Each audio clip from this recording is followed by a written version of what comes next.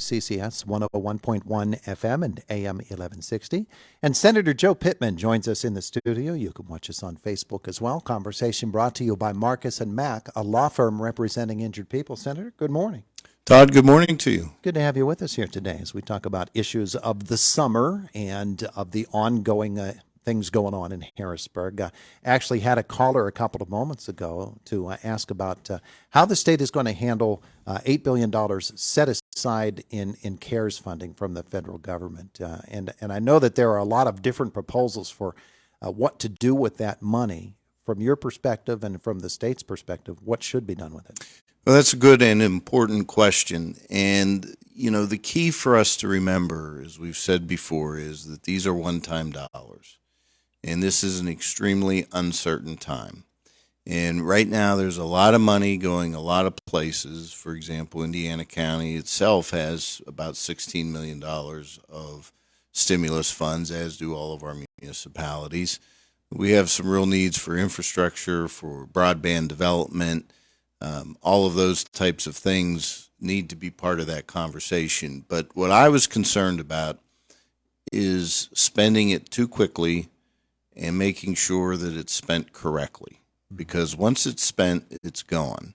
And I remember all too well the situation we had back in 2009 whenever we had a stimulus initiative and we put a bunch of money into the state subsidy for public education.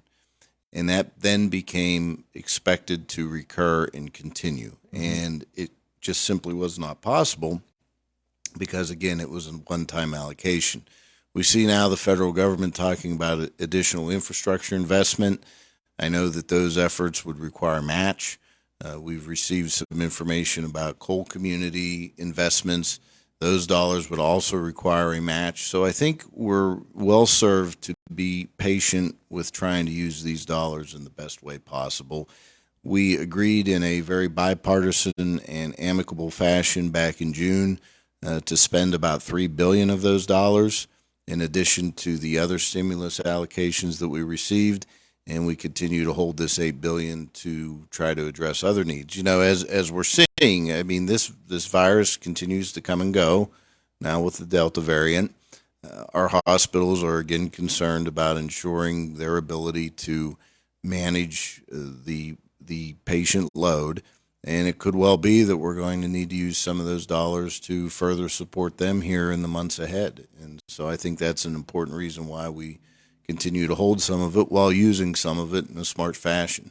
You made the point about 2009 and that money that was used and for the basic education subsidy.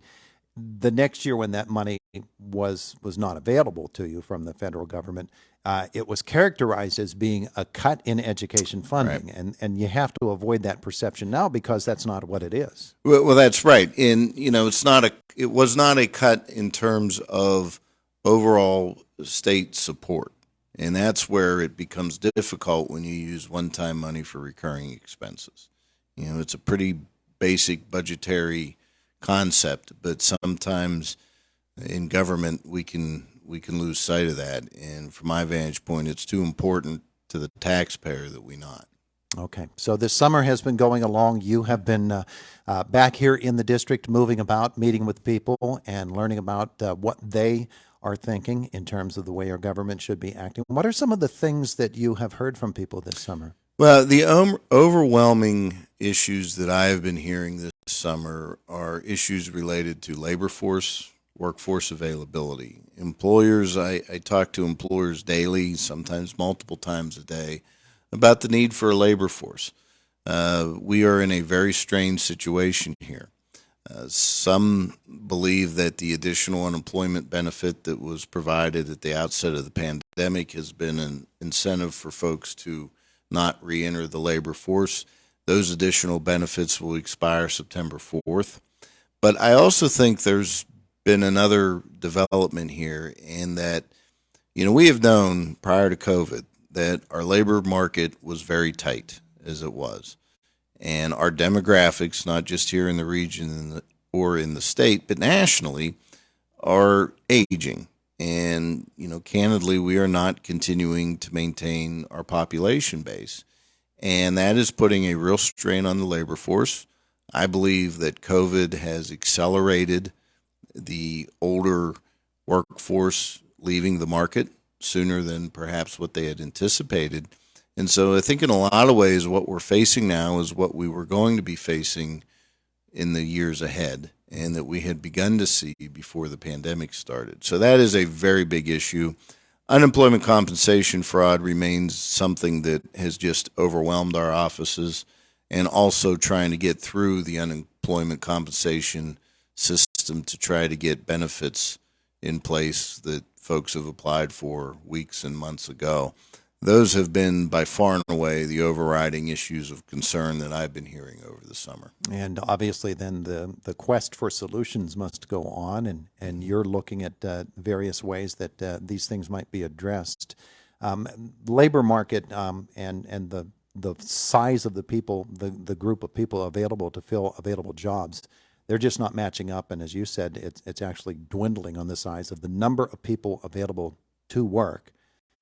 And as those other people retire, it's not that they become a burden on the state to support them, but without them contributing from their tax dollars, from their income tax dollars, the state, you have to look at that number and understand that it's going down. The rate of growth is going down, and it's a very difficult puzzle. It really is, and that was actually another reason why we tried to hold a significant amount of the CARES money in reserve, because one of the issues that we have with the social safety net are our nursing homes and the services we provide to the elderly community. And as our workforce continues to retire, they then move into the need for those types of services. And that's a real issue. And if you look at the demographic trend lines in the years ahead, that's going to continue. And, you know, as we well know, humans don't just show up out of thin air.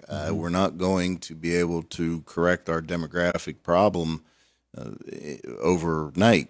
This is a multi-year issue that we're going to be dealing with for a long time. I want to ask you about a whole different topic here, and that is redistricting. Yes.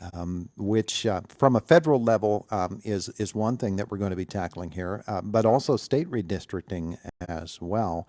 The process, as we understand it, is being handled in Harrisburg by a committee of people, and it's going to be different this year than it has been in past post-census years. Your question is very timely, because this afternoon the states will in fact receive the detailed census data that will allow them to begin to evaluate how to redraw both congressional districts, state Senate districts, as well as state House districts based on actual census results and population numbers. This is much, much later than the numbers typically come in, and so we're dealing with a very compact time frame. And keep in mind, there are two distinct different processes. To redraw congressional boundaries, that is an act of law. Just like any other piece of legislation, we in the Senate, the House, and the governor must all agree on a new map for what will now be 17 congressional districts. We're losing a congressional seat.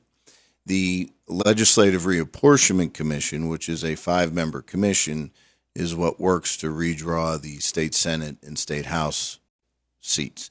And that commission is made up of the leaders of each of our 4 caucuses: Senate Republican, Senate Democrat, House Republican, House Democrat, each leader, and then a 5th member that was appointed by the state Supreme Court, Chancellor Mark Nordenberg from the University of Pittsburgh, former chancellor. So they will begin that process. We will begin our process in terms of the congressional boundaries. But the Department of State has made it clear to us that if we are to have these boundaries in place in time for the spring primary, that we have to have maps fully in place by January 24th, 2022. Mm-hmm. So we are under a very, very strict time frame. I give our leadership in a bipartisan way a lot of credit. They formed the commission months ago. The commission has been taking testimony, having hearings, and setting up a parameter to begin this process in earnest, and to do it in as transparent a way as possible, but still meeting this timeline. Of course, there are organizations out there that are advocating for their position. Fair Districts PA is one that we've hosted here in the studio a lot. Is there input from those organizations to the commissions themselves? There has been. There's input from all public sectors, not only to the commission, but also to us as a legislature whenever it comes to the congressional districts and the congressional boundaries. This is a difficult situation because one of the things that we talk about is compactness, contiguousness, but then also equal population. And so you have to balance all of those factors. And when you talk about common communities, I know from my vantage point, one of the most common communities that we have are school districts. Mm-hmm. And it happens that 1/5 of our 500 school districts actually cross county boundaries. So if you think about, the Marion Center School District is pretty much within Indiana County, but you have the Armstrong School District that comes into the Smicksburg area, for example. You have the Punxsutawney School District that crosses boundaries. And so one of the questions I have had is, we talk about keeping counties whole, but I think there is some value in also looking at school districts and how those boundaries cross counties and seek commonality. If you look at our boundaries, just by virtue of their natural geographic fit, the boundaries are a little crazy. For example, if you look at Armstrong County, the northern and southern border are very, they're anything but straight lines. Mm-hmm. But it's because they follow rivers. Things of that nature. And so you have those kinds of things. Southern Armstrong County tends to associate more with northern Westmoreland County than they do Katanning. So it's a very difficult balance. There's no perfect science to it, but I do think we've made an effort to be much more transparent and open. And of course, at the end of the day, as we've seen, the courts do watch very closely on how we engage in this process. Yeah, and they actually did some redrawing of their own. Yes. A couple of years ago. And I'm not absolutely certain that they did it within the boundary of the law, but it was the way that it ended up being. And so this is going to redraw them once again. It'll be really interesting to watch unfold. Yes, for sure. All right. He is Senator Joe Pittman. I get the idea that we could have made this an hour-long segment. I think the topics are endless. We have the Reggie discussion. I want to give a shout-out to our fairs coming up. The Armstrong Folk Festival was last week. Knotweed Festival in Blairsville is this weekend. Dayton Fair starts next week. It's good to see the return to interaction, and I have to admit I've been a little rusty on that front, so I've been trying to get back into shape. Fair food? Well, that notwithstanding, but just being in crowds and amongst people, it's a good feeling to return to. Yeah. When was the last funnel cake you ate? The last funnel cake that I ate was at the Shannock Valley Festival in Rural Valley. Oh, just a couple weeks ago. That Saturday before the fireworks, I had a funnel cake. You didn't run the 5K ahead of time, though. No, and I wouldn't walk it either. You're supposed to work it out. Senator Joe Pittman, thanks so much. Todd, thank you. It's Indiana in the Morning, the voice of Indiana County, WCCS.